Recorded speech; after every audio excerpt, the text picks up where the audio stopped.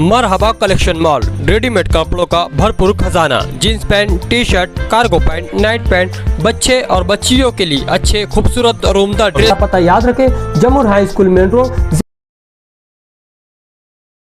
Taluka police station के अंदर CR number 793/25 ये जो गुना दाखिल हुआ उसमें जो पुलिस जो सेक्शन लगाई है 189 और 180 ये नवा कायदे के हिसाब से, और वो पुराना आईपीसी के हिसाब से 491 है। काउंटर फिट नोट, नकली नोट का मतलब कारोबार करना, यानी जो कब्जे में रखना, उसको पब्लिक में चलाना, वो सब जब इल्जाम है ऐसा उनका यानी ऐसी एफ आई आर। तो एफ आई आर के अंदर जो है 2 लोग को पहले से अरेस्ट करके रखे थे, नजीर अकरम मोहम्मद अयूब अंसारी और मोहम्मद जुबैर मोहम्मद अशरफ अंसारी। ये दोनों रहने वाले बुरहानपुर के हैं।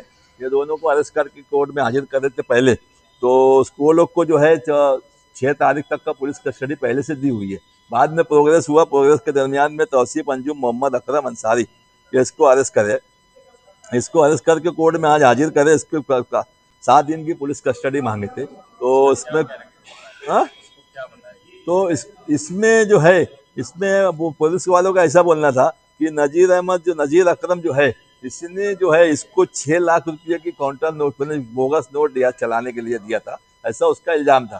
तो वो बुनियाद पे उसको अरेस्ट करे, उसकी पुलिस किसको दिया, किसको कैसे मार्केट में चलाया नहीं चलाया, इस ताल्लुक से उसके तपास करना है। ये ताल्लुक से उसकी पुलिस कस्टडी मांगी गई। कोर्ट को मैंने ये बोला कि इसमें जो है कॉन्स्टिट्यूशन के खिलाफ, दस्तूर के खिलाफ इन्होंने काम करा है।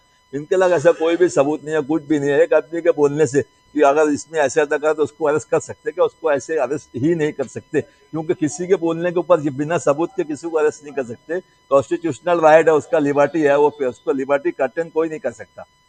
बिना यानी सिर्फ नाम बोलने से, अगर वो किसी और का नाम बोले, कोई प्राइम मिनिस्टर का इसका उसका नाम बोल दे, तो क्या उसको अरेस्ट कर लिया जाता क्या?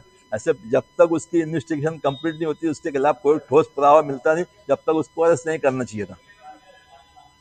तारीख तक का पुलिस कस्टडी, इन्वेस्टिगेशन ऑफिसर, सरकारी वकील और मेरी बहस सुनने के बाद 5 तारीख तक का पुलिस कस्टडी दी गई है। उसके अंदर